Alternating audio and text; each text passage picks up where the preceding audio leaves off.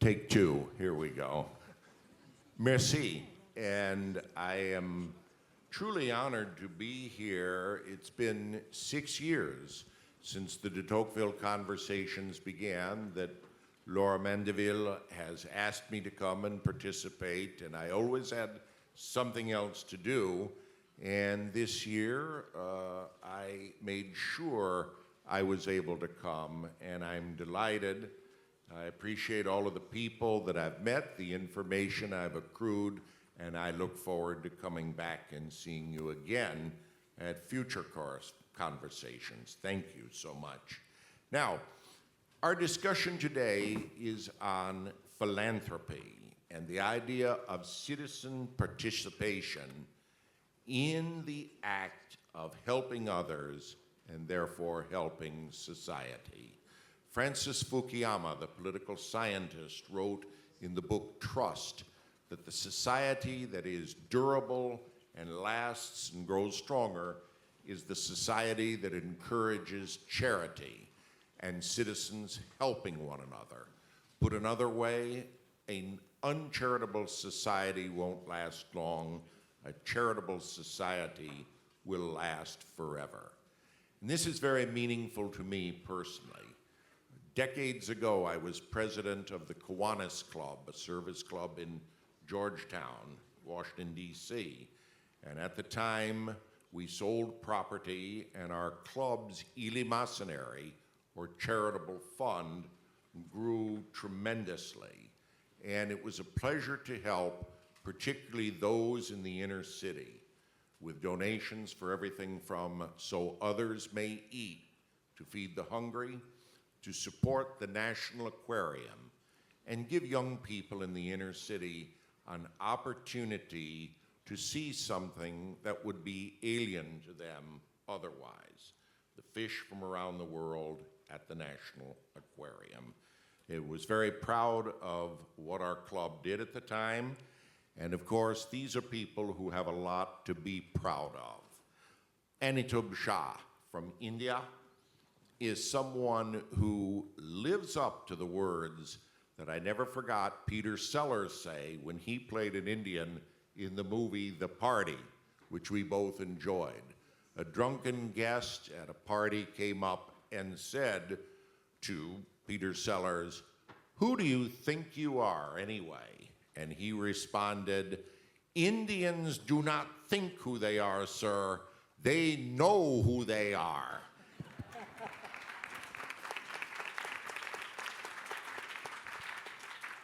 Well, here's someone from India who truly knows who he is and where he's going.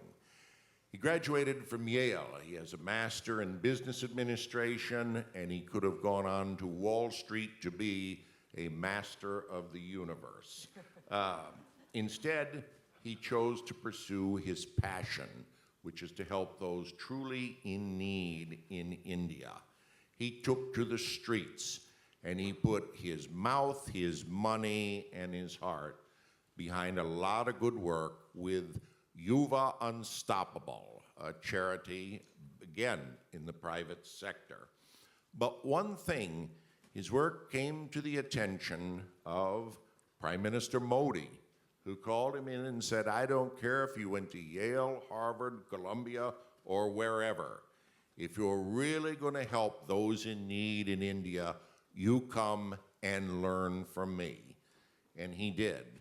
He's been honored by the Prince of Monaco at his philanthropy roundtable, one of the highest honors in philanthropy in the world, and he has also received the Ellis Island Award for his charitable works, and other Americans who have had this honor include Presidents Bill Clinton and George W. Bush, Paula Abdul, and Muhammad Ali.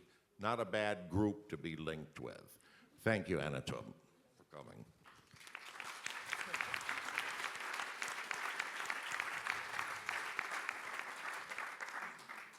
And between us is Cynthia Wu, who is someone that has had a career that I would call multifaceted or eclectic. I love big words like that. She went to work for Shin Kong, which is a family business started by her grandfather more than 70 years ago. And I might add, her grandfather did not come over to Taiwan with Chiang Kai-shek in the 1940s and 50s.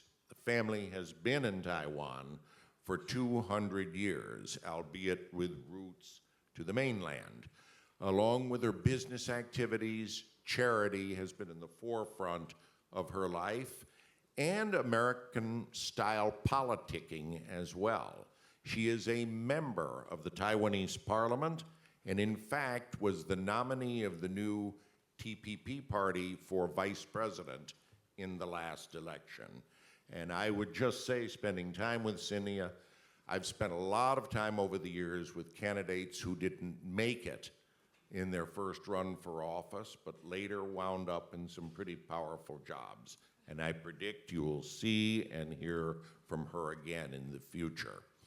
Now, we're going to discuss a little bit about philanthropy and where it's going and how it is in the world, and then we'll submit to your questions, and then I'll look for the high sign cutting me off there.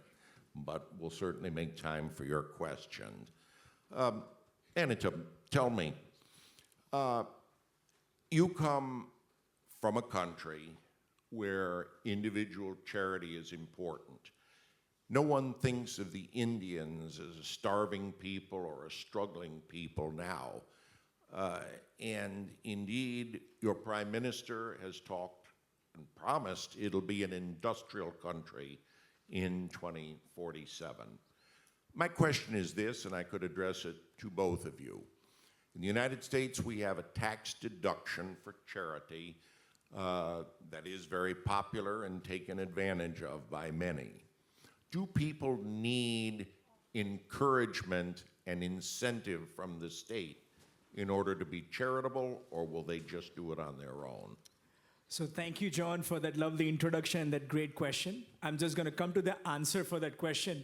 But since we are speaking about charity and we are at Tocqueville Conversations, the last 2 days, I feel I met some incredible human beings here. And I want to give you guys an example of what charity means and what I feel Tocqueville Conversations is doing, which is spreading smiles. So I request all of you to please get up. You've been sitting for the last 2 days. And I'm going to have you guys do a quick magic exercise. And what I'm going to request is I'm going to request each one of you here to spread smiles for 3 people. And you're going to spread that smile by giving a hug to 3 people you don't know, and you have 10 seconds. Your time starts now. Go, go, go, go, go, go, go, go, go.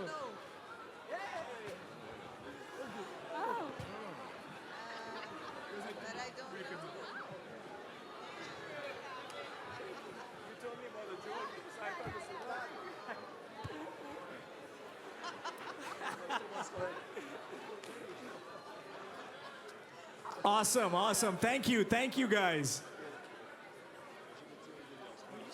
And I saw my friend Francois just gave it to 3 ladies. So thank you. Please have a seat. So, thank you. So, we talk about government incentives to do charity. But what I really feel is that the biggest incentive that all of us should have here is, while we are listening to all these big people, luminaries on the stage, I want all of you to spend a little time, because that will incentivize you to become better parents and more philanthropical, is to spend time with 4 gentlemen here. Alex, Milkia, Margie, and Ellie. These are all the Tocqueville family children who are absolutely kind. Can you guys please stand up? Can you please stand up, the kids? Because you meet these 4, and they are kind, they are intelligent, they are friendly, they are happy children. And I think these are the values we need to put inside our children, because then they'll end up to be great philanthropists. They'll end up being very successful. They'll end up being very respectful. They'll end up becoming government lawmakers, decision makers. So I think the most important, all these wars in Ukraine and Russia that we are seeing, or whatever, all the bad things, I think to go to the crux of it is to ensure that we instill these values into these kids. And to answer your question, John, in India, they've recently passed a law that anyone, let's say that they make $100 in net profit, they have to give 2% of that in charity. It's by the law. It's called corporate social responsibility, or you go to jail. And they give you a tax incentive of 50% for every donation you make, which is a tax incentive. So if you're a Goldman Sachs, Accenture, IBM, Google, Microsoft, working and making profit in India, which is, by the way, the biggest market in the world now with 1.5 billion people, you have to give it in education, nutrition, health, or you're going to go and hang out in the jail. Cynthia, what do you have to say on that? I think it sounds like you need more of a big stick when you're in India. But I think it's similar in Taiwan in terms of government incentives, but no jail. 10% of corporate profits are tax deductible for charity, but I also think that Taiwan being primarily a Buddhist country, there's a lot of giving around that too. There's actually a book called 7 Pillars of Giving that I encourage people who are interested in this space to look at. I mean, people give for many different reasons, heritage, for religious reasons, and out of fear, perhaps. And so I also think that there's also a corporate culture, or like family cultures as well. There are these legacies. So I'm very fortunate to be working for Shin Kong, my family company, which is publicly quoted. But then a lot of our staff actually come because they know that the company has a historical, grant-making program. And we also do some match funding when our employees come up with some initiatives to give back. So thank you. There's always been some tension between those who exclusively believe in the charitable state. And as I said, Dr. Fukuyama has talked about charity as an essential ingredient in the long-term survival and improvement of the state. Now, interestingly, when Cynthia and I were talking earlier, I had read that Taiwan had a $400 billion surplus. That's right, $400 billion surplus coming from a country with a record national debt. It caught my attention. And she said, "You are wrong. It's $517 billion, $570 billion surplus." Now, very simply,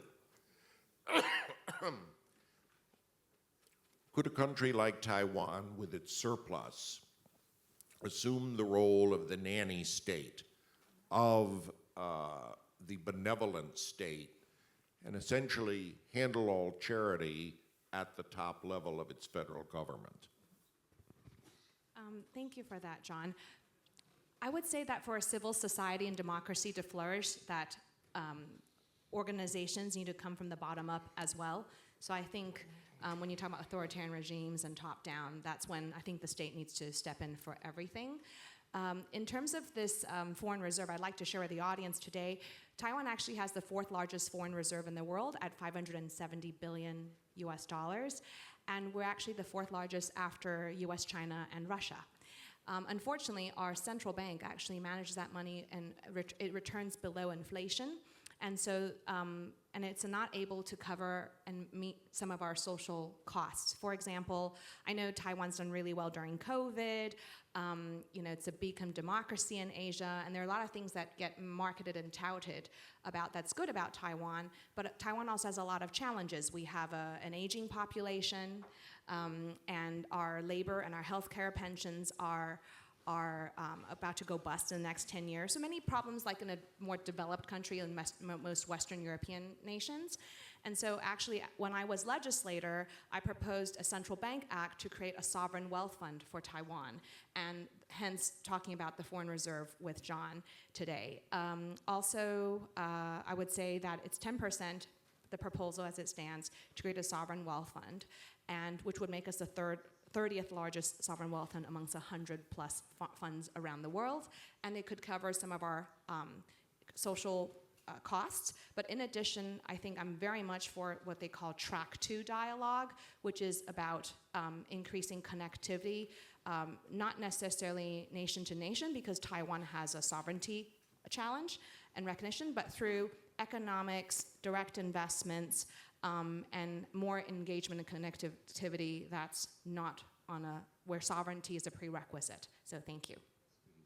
I might add, I was recently in Taiwan, and officials of the government made it clear that charity is a big part of the Taiwanese government and its reserve. And I think this group will find it interesting that Taiwan gave the equivalent of 50 million American dollars, gave a donation to the government of Ukraine just to simply help those in need, and there were a lot of them. So,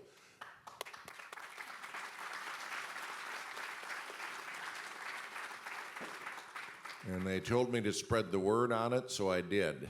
Amitabh, what do you say about India and its reserves? Should the government in New Delhi assume the role of the nanny state and the benefactor? Absolutely. I think that's a great question. So I think maybe 2-3 decades ago, a lot of people would say that, oh, India is a land of snake charmers. As you guys can tell by my southern accent, I went to a city called Talladega, Alabama for my high school as an exchange student. And there they would ask me questions like, so do you guys in India live on trees? This was in the late 90s. And I would say yes, and we have elevators to go up and down. I think a lot has been done in Prime Minister Modi's leadership to brand India as the world's biggest market. And France and India share an incredibly strong relation where a lot of the French products are being sold in India, and India having now the 3rd largest number of billionaires. But it is a country of the haves and the have-nots. The largest number of poverty is also there in India. Right from our childhood, all of us are taught that you please take with 10 hands and give with 100 hands. And that does not mean that you are just giving resources. You can give your time, talent, to teach math, science, dance, music, English to kids around you, or you can give financial contributions. So that is woven into the fabric of the country. And just, if I may just quickly share a little bit about the journey and the background of exactly what we are doing. In the ancient Indian wisdom, it used to be that one son is for business and second is for society. My brother went to Harvard Business School and started one of the largest law firms in the world. He's 1,000 lawyers working for him all over the world. I went to Yale for my MBA and declined a Wall Street offer with JP Morgan to come back and work on the real streets of India. Usually, when you go to your parents after this kind of education, they will say, why don't you become a unicorn or a billionaire and then you can do charity. But my parents said that, look, buddy, you love working for children for their education and health. Why don't you keep doing this? We will give you away for charity. So they donated me to serve the children of the country. And in a lot of schools across India, for 300 girls, there's just 2 toilets. The dishwashing, drinking, hand washing area is just 1 faucet of water. Every time there's a break, everyone runs to the toilets here. Imagine just 1 toilet for all of us here. It would be a little difficult. There's no smart classrooms or artificial intelligence or virtual reality labs. There's no play areas in the government schools. So we work with the corporates like the Gates Foundation or Bank of America, Disney, IBM, United Way. I've got my friend Angela here, so I'm going to throw them a shout out. And we have transformed more than 6,000 schools, working for 7 million children. So while India is growing in a very fast way, I'm not sure about the nanny state yet, but definitely I think it's a very vibrant space for philanthropy and impact and sustainability. And I was telling one of our mentors, Bill O'Dowd is here, the short guy in the back, if you can please raise your hand. Bill has been, kind of guiding us in the entertainment industry, how we can create more impact, And I was just telling him yesterday, all this money we spend in Ivy Leagues, the difference between a janitor for the rest of their lives and someone becoming a medical doctor, a cardiologist, or a gynecologist, or someone being, a rack picker for the rest of their life, or an electrical engineer, is just 2,000 pounds. A scholarship of that little amount transforms generations. So I think we've got a little time before we go to the nanny state or have a surplus like Taiwan does, but we can learn a lot from Taiwan and implement those policies in India and take things further. So it's many countries woven into one. Now, one of the things that for me has been uplifting is that I am on a panel and chairman of a panel with two young people, or as I should say, next to me, relatively young. The question is obvious, Cynthia. You're a young woman, and I might add, when she was running for vice president, she was 7 months pregnant, and now is a mother of a son. I have to ask, are young people like you motivated to give in charity, or are they just focused on, very much becoming wealthy in their own right at this point? And I'll ask the same question of you, but Cynthia first. Thank you for that. I would say that, again, I think it depends on family culture. And when you have this Maslow's sort of path to self-realization, does one really need to have your belly full in order to give back? And how are you being incentivized to do it? So I would say that I'm very fortunate that the people that I've met in my life have always made charity or giving back, whether it's money, time, or treasure, like some of your anecdotes of one experiences to give back. So,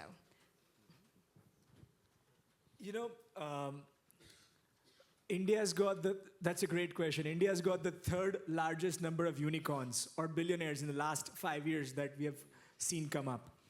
And a lot of these guys who've had these startups in tech and fintech, legal tech, agri-tech, biotech, all these guys have come from difficult backgrounds. It's not that all of them had a golden spoon, but in the last 4 or 5 years, they've made their wealth. So we've started something called Young India Philanthropy Pledge, where we've got 20 people, John, below the age of 45, who have 100 million in net worth, to publicly pledge 25% of their wealth to charity. I took these 20 young, successful leaders to meet the President of India last year, and they made an announcement there. And then we went and met Bill Gates, and he was kind enough to say that whatever these young guys give, I will match 100%, right? So that incentivizes the young people to give a lot more. So the domestic philanthropy in India increases a lot more. Right now it is at about $10 billion a year, which is a lot less than what US or UK give every year globally. So with that incentive, we were able to mobilize these young philanthropists and mobilize a project of about 10 million pounds where we are transforming 200 schools with solar panels and water harvesting and smart classrooms and sanitation facilities and training of the teachers, most underprivileged children. And London School of Economics found a 15% improvement in attendance and 4 times improvement in maths and science because of this impact. So I'm seeing we are getting more and more young role models who are giving their wealth, which is inspiring the others to give smaller amounts. And of course, mentorship is something very easily they could do regardless of how much money they have. So I think we have 770 million below the age of 35.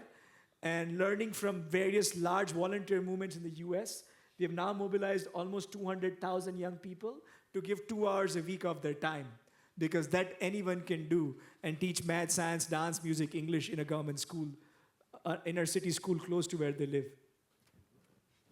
Cynthia.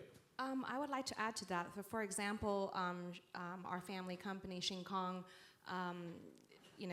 we have 1 out of every 5 in the 23 million in Taiwan have an insurance policy from us. We've got an agency sales force of several thousand. And so a lot of our staff also have joined a corporate volunteer corps. And so, we do sort of 5 to 7 times of charity volunteer work in the public sector. So if you're a family, an organization that needs volunteers to help you with an activity locally, whether it's for disabled or handicap and so forth, that's one area that, for example, the foundation gives back. But I think from maybe just to share something different is that from my own experience, public service and giving back in terms of government service has been an example by my grandfather and my uncles. So my stint also in politics for me is trying to see if I can have a wider impact, because after all, despite the corporate heritage and the scale that one can have, it was a challenge for me and to learn and see if I can have a wider impact, for example, around different legislation for women's rights, for education, and then also generally for the sustainability of Taiwan. Because I think ultimately the future of Taiwan is rather precarious, and it's very important for democracies to be interoperable. And anyway, so I just think that giving back in a way, it was a bit more controversial in my family, but because of the big business. But also, I did have people like Amitabh Shah's family members who said, you know, you can spend some time not just serving the family, but also serving the Taiwanese public.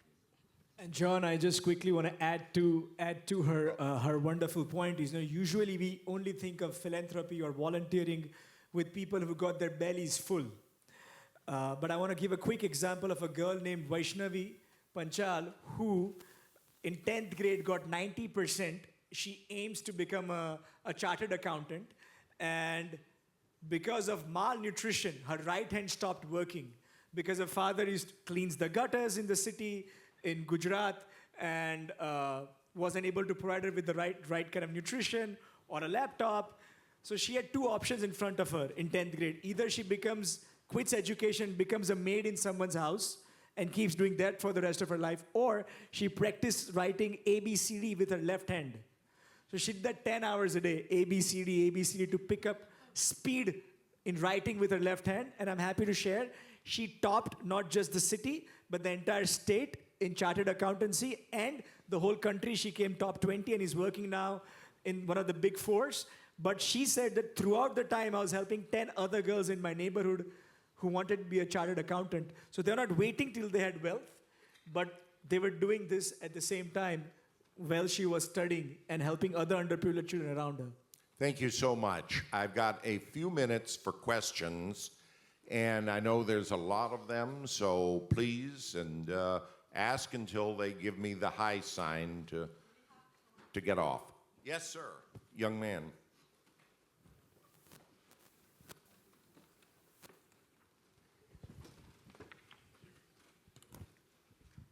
Thank you for both of your very eminent presentations.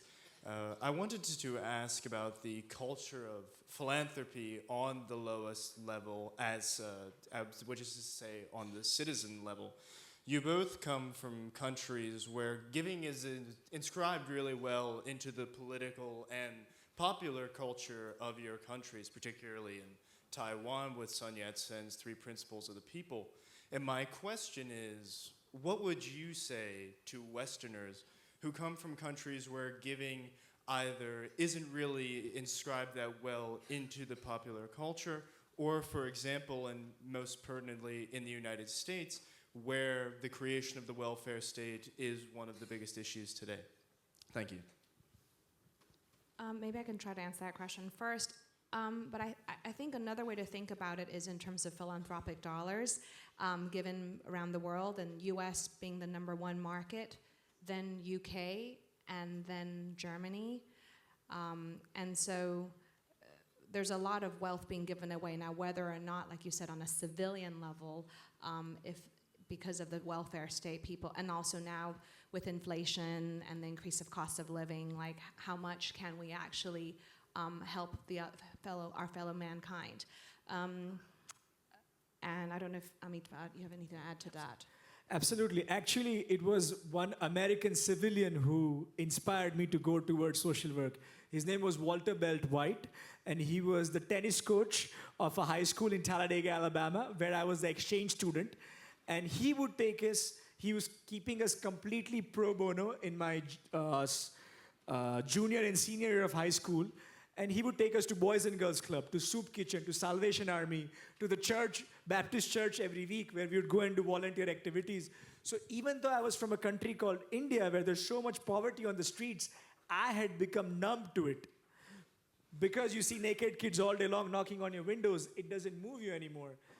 But going back to the US and seeing the kindness of civilian like Mr. Walter Belt White, I decided to go back to India and start a volunteer movement. So I think we can learn all the time, and I think there's some tremendous people doing good work on ground in the Western world as well, who I absolutely get inspired from.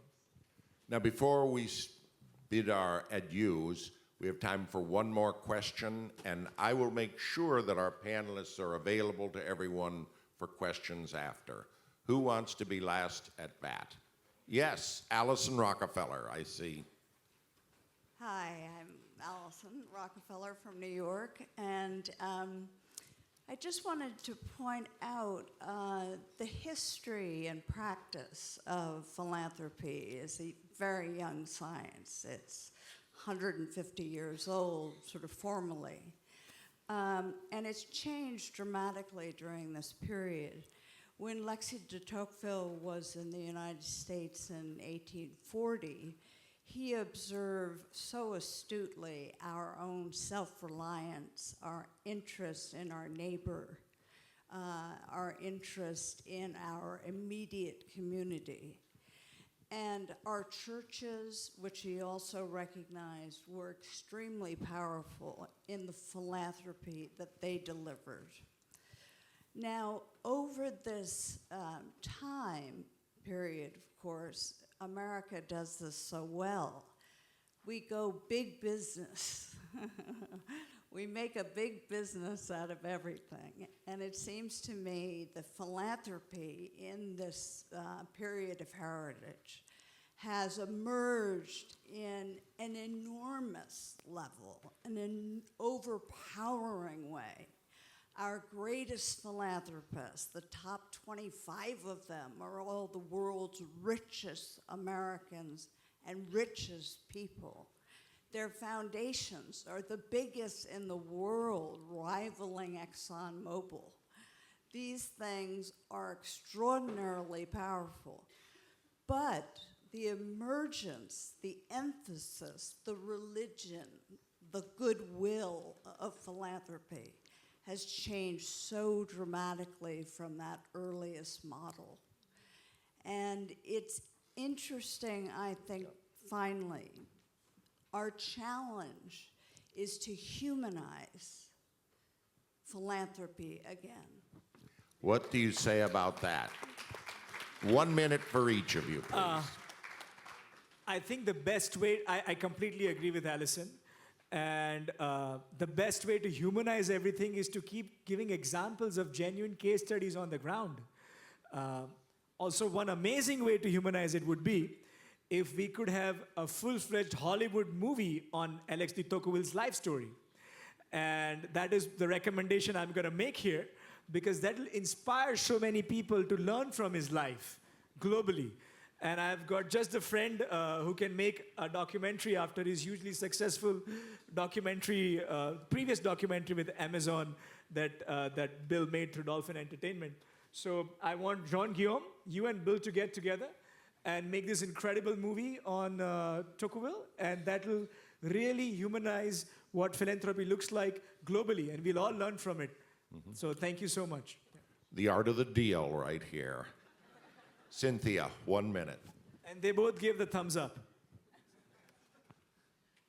I love the comment about humanizing philanthropy. In fact, I was very fortunate to be taking a donor education course at Rockefeller Foundation in 2002-2003. And I think it's been a dialogue, an ongoing dialogue between our families, our companies. For example, Shin Kong won this Dow Jones Sustainable Index for our insurance company, #2 in the world, #1 in Asia. So I think in terms of sustainability, whether it's from the business side, through the foundation, and in terms of the families and our staff, we're very much committed to, humanizing and having this ongoing dialogue. But I think the complexity of democracy is that it's an ongoing discussion. One has to be more transparent and be more patient. And yeah, it's an ongoing process. I'm very glad to be here and having this dialogue today, meeting you all. Thank you all, and let me leave you with one parting thought. The Hungarian writer Franz Kafka would have been 100 years old this year, and he had a saying that in the eternal struggle of the ideas of one individual against the world, bet on the world.